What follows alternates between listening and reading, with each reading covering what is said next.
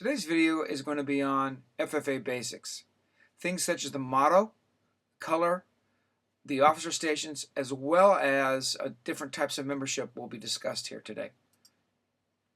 Let's first of all take a look at how FFA and ag departments are organized. There are three circles, and this Venn diagram I think explains it extremely well as far as what the parts are and what happens when you overlap those things. Let's first of all look at instruction. Instruction is the place, of course, that you're going to get the knowledge, the facts, the figures, the skills, and that typically is talking about the classroom. In the classroom, we take a look at that as kind of our knowledge base. It's where we get our facts and figures.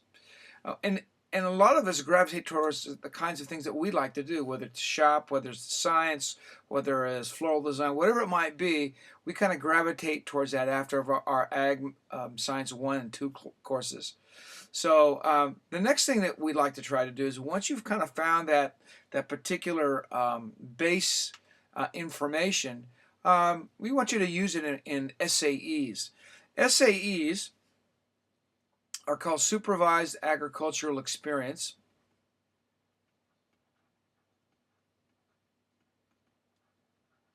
Agricultural, I'll just put ag experience. And those really what we're talking about is projects. Raising lambs or welding out in the shop or having a greenhouse project or experience where you work for somebody in an ag industry. Those are things that we call the SAEs. SAEs are also supervised, as the name implies, by ag teachers, and we come out on a regular basis to see how you're doing, make suggestions, meet possibly with your bosses, and of course there's record books tied into it as well. And the third type is, of course, the FFA, the Future Farmers of America program. And through FFA, we learn, of course, leadership. And that leadership piece is really important because it teaches you to be able to start a job and complete it. It also allows you to be involved in committee work, be involved in judging teams, and be able to choose those kinds of things that you believe you could be good at.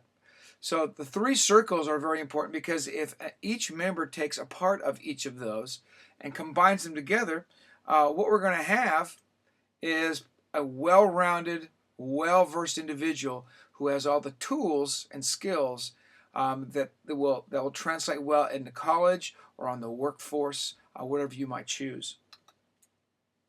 Okay, so that's how ag departments are put together, the three parts: instruction, SAEs, and FFA.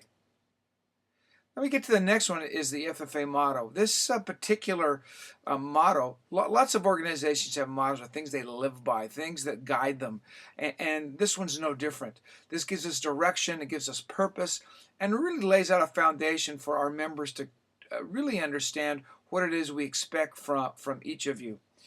For instance, one of the things that we're really famous for is our hands-on instruction. And as you can see, we first of all kind of learning to do. The very first thing you do is, of course, in our ag classes, you learn that in order for you to learn, you've got to be able to do it. You've got to be able to get your hands dirty. And then the other part is doing to learn. So it's kind of this reciprocal thing. Yeah, we learn and watch and see how people do things, and then of course it's our turn. It's our turn to get in there and understand how, for instance, whether it be welding or whether it be transplanting, we have to learn it ourselves. That's one of the best ways to learn. It's also a great way to teach as well. So it's living to do, doing to learn, earning to live. Around our sophomore and junior years, then we start placing you folks out into the community in internships or mentorships, so you can kind of go alongside people who actually do these kinds of things for a living, so you can see how you must learn your livelihood. And then the last line is living to serve. So it's learning to do, doing to learn, earning to live, and of course living to serve. That is our community service part. We have our Christmas for families. We also have our Thanksgiving for families. We have a variety of other community service We have, of course, our crab feed. So all of those have to do with serving your community, getting out and being seen.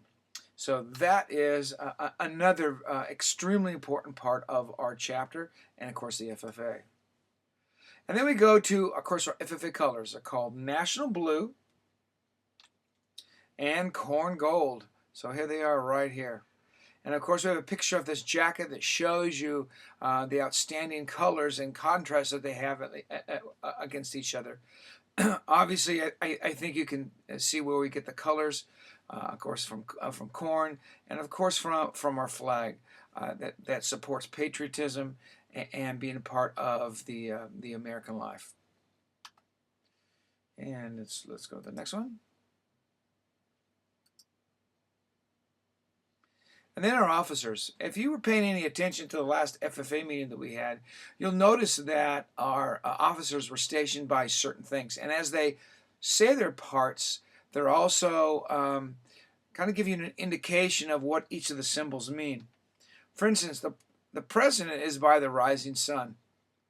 Why the rising sun? Well, the rising sun kind of reminds us of a new start, a new day, a new future, another opportunity to do things.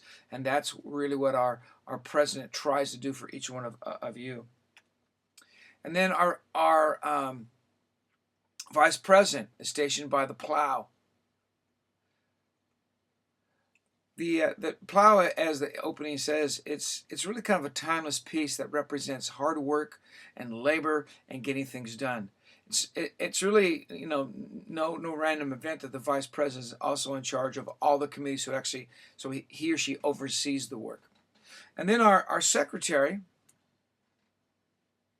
is stationed by the corn, the ear of corn. And just like in the emblem that establishes unity, the corn is grown in all 50 states. So what the secretary's job is to make sure that he or she communicates to other chapters, like in our section, the yellow section, and make sure that everybody's up to speed on what's happening. And then, of course, we have the treasurer. The treasurer is next to or stationed by the bust of Washington. And the father of our country was really noted for his frugality, his ability to watch his money, and especially that of the United States, and make sure that he managed it well. So our treasurer is stationed by Washington.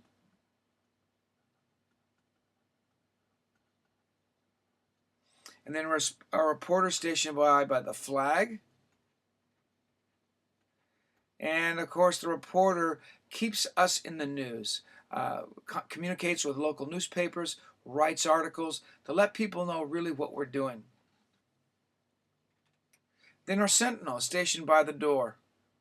That's where the sentinel greets people, makes sure that everybody is seated in a proper fashion, sets up the meeting room, takes care of course, all the stations, and just really helps the president in making sure that the order of business is taken care of. And then lastly, the advisor. And the advisor is stationed by, of course, the owl. And that, of course, meaning wisdom and knowledge, and helping direct the chapter in a variety of different ways. So that is our officer team, and there's 6 stations. And then lastly, we talk about the different kinds of membership. All of you in our chapter are what we would consider active members. That is our current membership.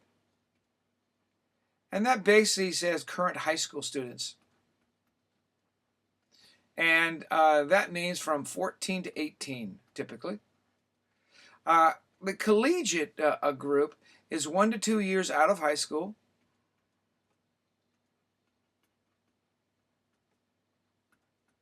And typically are associated with some kind of collegiate chapter like San Luis Obispo or Woodland Community College. All of those would be considered collegiate FFAs. And then we also have alumni. These are adults who at one time were members in high school and, of course, no longer in high school. They could be in the world of work now. They could be off to college. But typically it's adults who are former FFA members.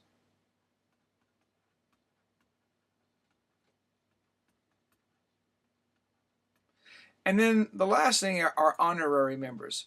Those are adults who have not been involved in FFA per se. They may have been, but many of them haven't, and they're usually honored by our chapter because they've done something special, gone out of their way to make sure that that particular chapter was taken care of in this way or the another way. So that's an honorary FFA member, like school superintendents, ag teachers, places of business that can be honored at usually the annual banquet. So that should give you at least a nice overview of some of the basic stuff that you need to know to kind of maneuver around in FFA. So I hope that's helped, and we'll be seeing you very soon. Thanks.